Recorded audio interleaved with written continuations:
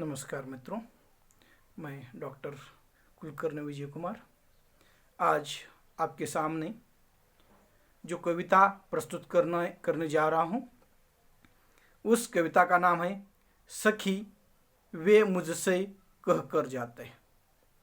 मैथिली शरण गुप्त जी के द्वारा लिखी ये कविता, जिनका जन्म 1886 में चिरगांव झांसी में उत्तर प्रदेश इनका जन्म हुआ है। हम उन्हें राष्ट्र कवि के माध्यम से भी जानते हैं। उनका साकेत हो या रंग में भंग आदि रचनाएं हिंदी साहित्य में बहुत ही चर्चित रह चुकी है। प्रस्तुत कविता महात्मा गौतम बुद्ध की पत्नी यशोधरा के मन की व्यथा को प्रस्तुत करती है, क्योंकि हम देखते हैं समाज में अगर कोई पुरुष कोई बड़ा कार्य करता है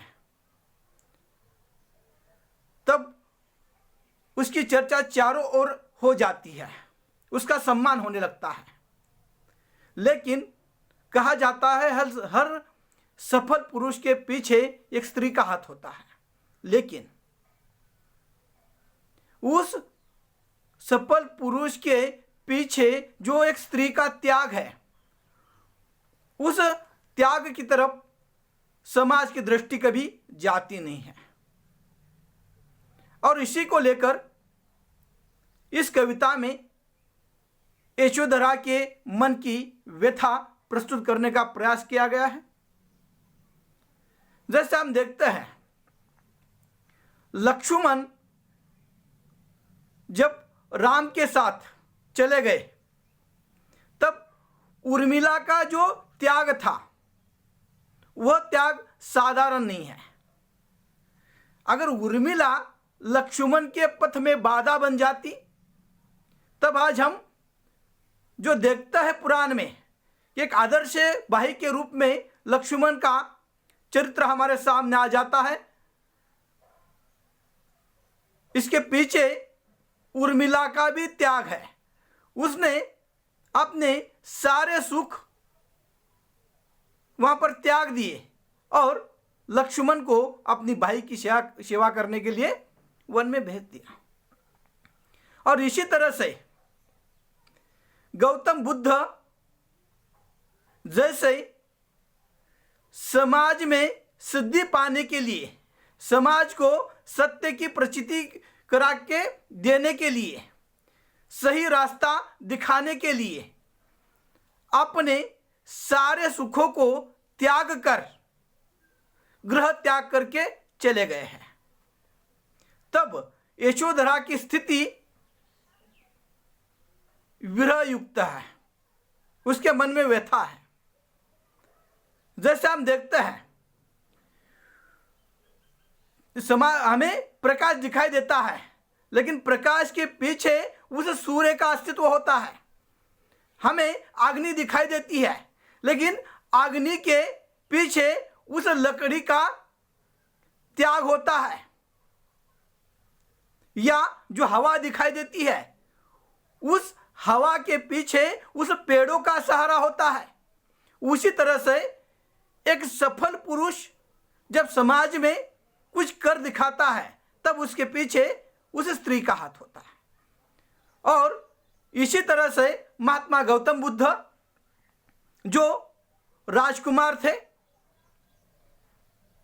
राजकुमार होने के बावजूद उन्होंने अपने सारे सुख त्याग दिए,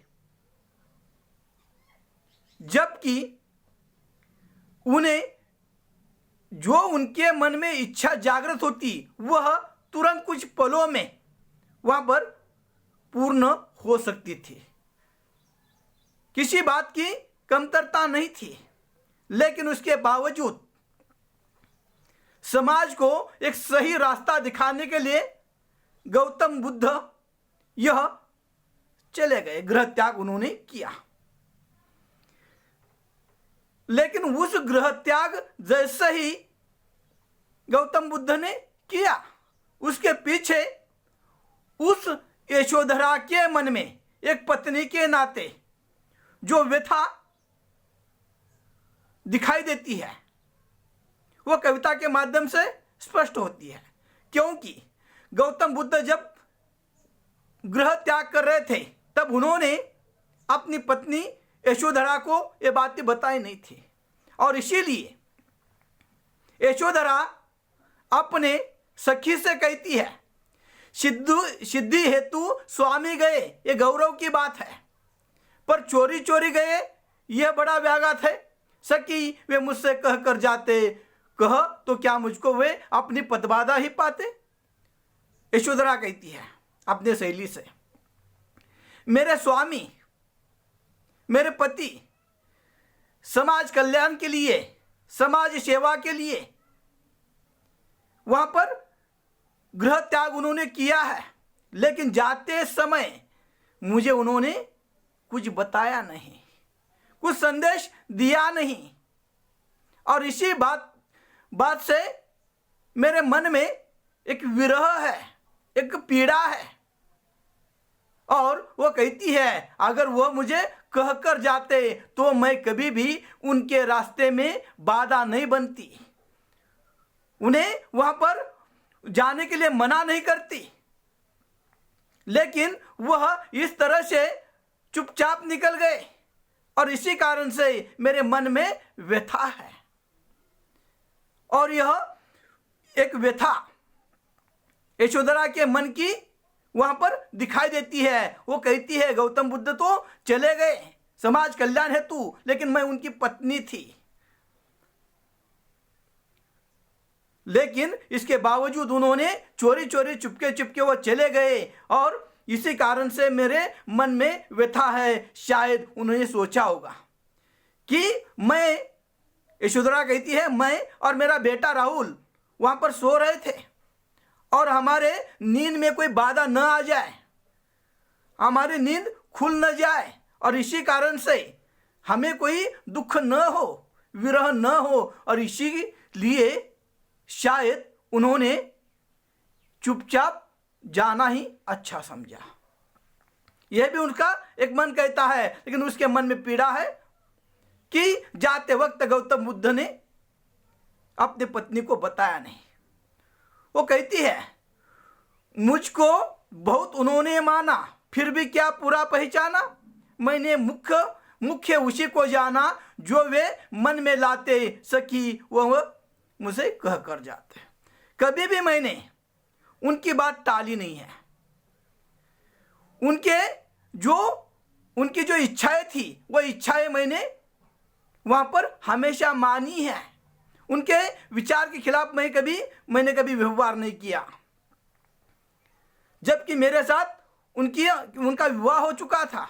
वह मुझे पूर्णतः जानते हैं, मेरे विचारों को जानते हैं, मेरे आचरण को जानते हैं, मेरे स्वभाव को जानते हैं। इसके बावजूद वह मुझसे कहकर नहीं गए, उन्होंने मुझे ठीक से पहचाना नहीं है।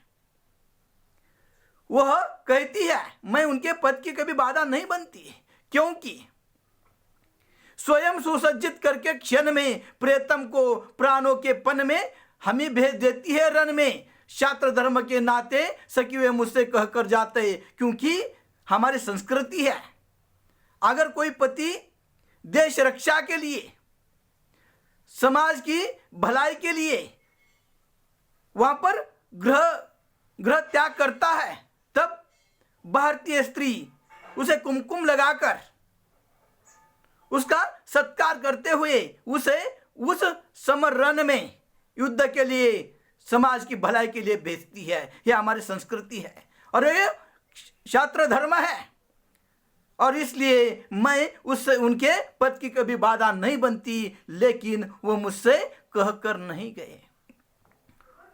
हुआ न यह भी भाग्य अभागा, किस पर विफल गर्व अब जागा, जिससे अपनाया था त्यागा, रहे स्मरण ही आते, सखी वे मुझसे कहकर जाते। मेरा इतना भी भाग्य नहीं था, मेरा इतना भी भाग्य नहीं था कि वह जब इतने अच्छे कार्य के लिए जा रहे हैं, समाज सेवा के लिए जा रहे हैं, सिद्धि पाने के लिए जा रहे हैं, समाज को सही रास्ता दिखाने के लिए जा रहे हैं, सत्य की राह पर जा रहे हैं। लेकिन उस वक्त मुझे उन्हें सम्मान के साथ भेजने का भी भाग्य मुझे नहीं था। और मैं अपने आप पर किस तरह से गर्व करूं, और इस तरह से उसके मन में व्यथा है।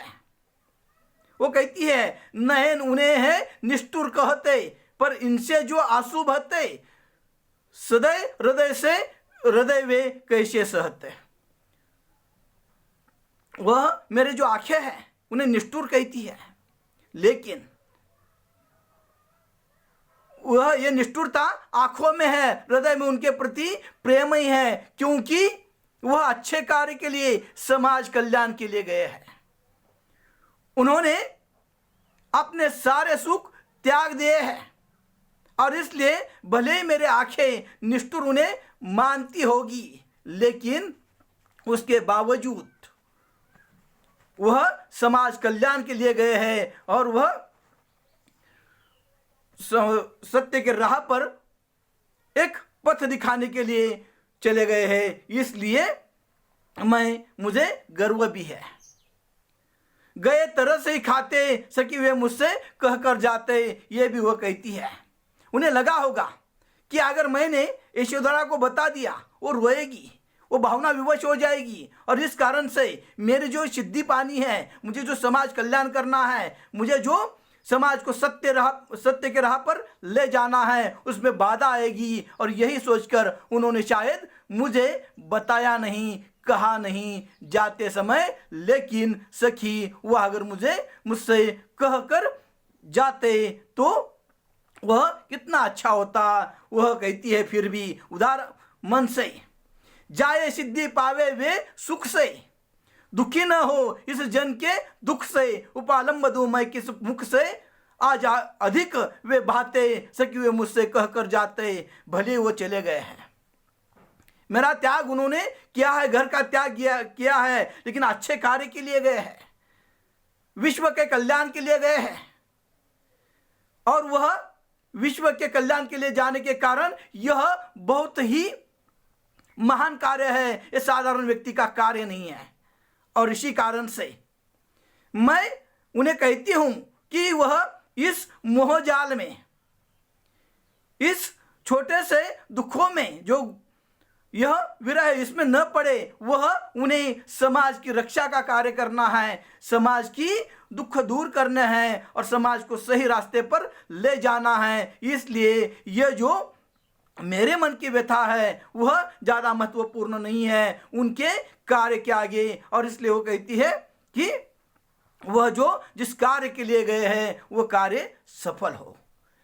और वह कहती है, गए लौट भी वे आवेंगे, कुछ अपूर्व अनुभव लावेंगे, रोते प्राण उन्हें पावेंगे, पर क्या गाते गाते सखी वो मुझसे कहकर जाते। वह कहती है, वो चले गए हैं सिद्धि प्राप्ति हेतु, लेकिन जब वो वापस लौट आएंगे तो वह समाज के कल्याण के लिए बहुत सारी बातें अपने साथ, अपने व्यवहार में, अपने विचारों में लाएंगे, जिससे समाज का कल्याण होगा, समाज की भलाई होगी। और इसलिए जब वो आएंगे, क्या मैं उन्हें स्वीकार पाऊंगी पहले जैसा, और क्या हंसते खेलते मैं उन्हें फिर से एक बार देख पाऊंगी। और इस तरह से इस कविता में यशोधरा के मन में जो एक व्यथा है, जो विरह है, वह इस कविता के माध्यम से प्रस्तुत होती है।